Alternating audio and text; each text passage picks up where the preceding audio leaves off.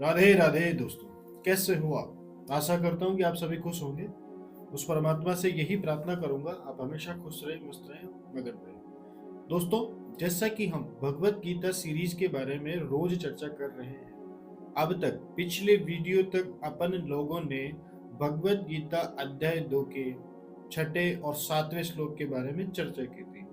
छठे श्लोक में अर्जुन भगवान श्री कृष्ण से कहते हैं कि मैं महाराज धृतराष्ट्र के सगे संबंधियों को मारूंगा, जबकि महाराज के सगे संबंधी होने की वजह से हमारे कुटुंब के भी वो लोग हैं, तो मैं उन पर वार कैसे करूं।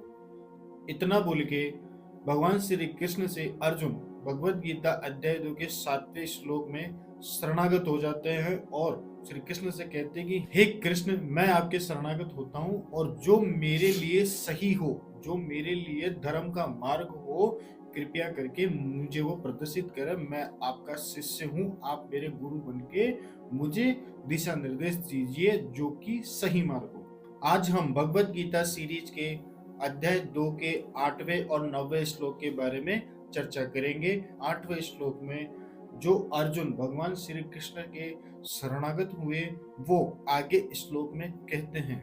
अर्जुन उवाच न हि प्रपश्यामि ममापनुदाद यच्छो कामेच्छो सणम इंद्रियाणाम अवाप्य बुभाव सपत्नम मृदम राज्य सुराणामपि चाधिपत्यम।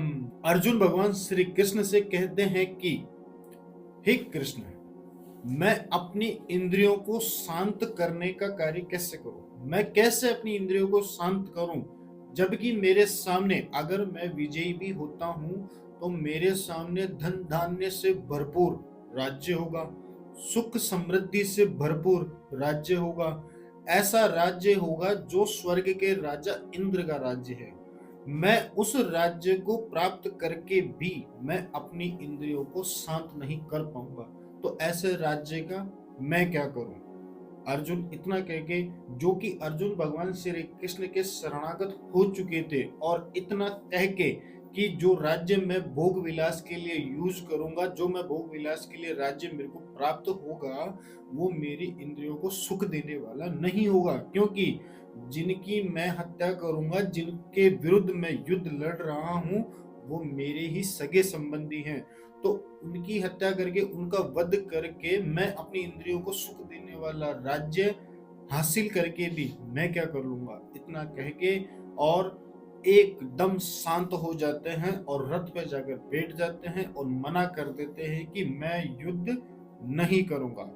अब जब युद्ध करने के लिए मना कर दिया और एक तरफ महाराज धृतराष्ट्र, जो कि संजय उनकी आंखें बने हुए थे और पूरे युद्ध का वृतांत महाराज को सुना रहे थे, तो महाराज को सुनाते वक्त संजय ने महाराज धृतराष्ट्र से कहा, जो कि भगवत गीता अध्याय 2 के 9वें श्लोक में है। संजय महाराज धृतराष्ट्र से कहते हैं, संजय उवाच एवं मुक्ता ऋषि केश गुड़ा केश परंतप न योत्स इति गोविंद मुक्तवा तुष्णी भुव है।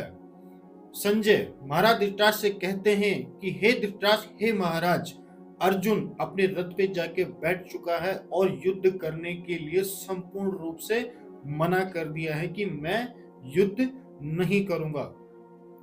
अब यहाँ पे बात आती है कि इन दोनों श्लोकों का हमारे मनुष्य जीवन पर क्या प्रभाव पड़ता है। जैसा कि भगवत गीता के 8वें श्लोक में अर्जुन ने कहा, बहुत ही महत्वपूर्ण बात है जो अर्जुन ने भगवान श्री कृष्ण से कही है, जो कि हमारे भौतिक जीवन में भी बहुत ही ज्यादा महत्वपूर्णता रखता है। अर्जुन बोल रहे हैं कि मैं अपने सगे संबंधियों को मार के जो राज्य और धन धान्य मैं हासिल करूंगा, उस राज्य का मैं क्या करूंगा, वो मेरे इंद्रियों को सुख देने वाला नहीं है। और इसी प्रकार अब आप मनुष्य जीवन देखिए, हर एक इंसान, हर एक मनुष्य अधिक से अधिक धन अर्जित करने के लिए लगा हुआ है। सभी लोगों के लिए नहीं कहूंगा, क्षमा चाहता हूँ। कुछ एक प्राणी ऐसे होते हैं जो बोलते हैं ना कि हाय पैसा, वहां से पैसा, इधर से पैसा, सब कुछ पैसा पैसा, मैं दुनिया का सर्वश्रेष्ठ सबसे धनवान व्यक्ति बन जाऊं, ऐसी कामनाएं रखता है। तो जब अर्जुन ही अपने सगे संबंधियों को युद्ध में लड़ता हुआ देखता है और उनका वध भी वो कर देता है, उसके बाद जो धन धान्य से उसको राज्य मिलेगा, वो भी उसकी इंद्रियों को सुख देने वाला नहीं होगा। तो फिर मनुष्य ऐसा कैसे सोच लेता है कि मैं इस दुनिया का सर्वश्रेष्ठ सबसे धनवान आदमी बन जाऊं जो कि मेरे इंद्रियों को सुख दे देगा।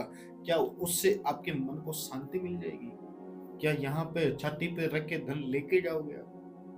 कुछ भी साथ नहीं जाता। भगवान श्री कृष्ण अर्जुन से आगे के अध्याय में, आगे के श्लोकों में यही समझाते हैं कि ये जो शरीर है, ये ढांचा, ये शरीर आपको मिला है एक किराए का मेहमान, जिसमें मनुष्य किराए के लिए रहने वाला, और जो इसके अंदर जो आत्मा है वो आत्मा सीधा परमात्मा से कनेक्ट होती है।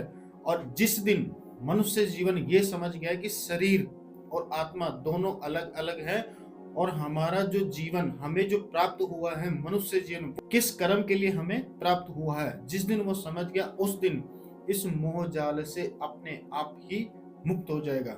हाँ, होता है, मानते हैं कि ग्रस्त जीवन के अंदर अपने को धन की, अर्थ की आवश्यकता होती है, लेकिन वो धन भी वही होना चाहिए जो धर्म के रास्ते से चल के आया हुआ हो, अपने सही कर्म से चल के आया हुआ हो।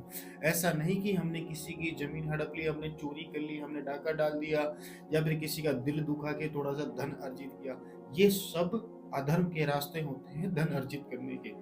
9वें श्लोक में संजय महाराज धृतराष्ट्र से कहते हैं कि अर्जुन इन सब को छोड़ छाड़ के युद्ध करने की अभिलाषा को छोड़ दिया, अपने सगे संबंधियों के विरुद्ध युद्ध करने से मना कर दिया, और संपूर्ण रूप से वो विषाद में चले गए और इनकार कर दिया साहब कि मैं युद्ध नहीं करूंगा। उसी प्रकार मनुष्य जीवन भी हमेशा लोभ, लालच, धन की लालसा में अधर्म पे अधर्म करता जाता है और चुपचाप बैठ जाता है कि मैं जो कर रहा हूँ सर्वश्रेष्ठ कर रहा हूँ। महाराज धृतराष्ट्र बड़े खुश हुए, मन ही मन। क्यों? क्योंकि अर्जुन ने तो युद्ध करने के लिए मना कर दिया। अब धृतराष्ट्र सोच रहे हैं कि भाई साहब मैं तो युद्ध जीत जाऊंगा। मतलब उनका जो पुत्र दुर्योधन, जो कि उत्तराधिकारी बनने के लिए तैयार था कि मैं सिंहासन पर बैठूंगा, वो खुश हो गए कि मेरे को सिंहासन मिल जाएगा, मेरे पुत्र को सिंहासन मिल जाएगा और मेरी कामना पूर्ण हो जाएगी।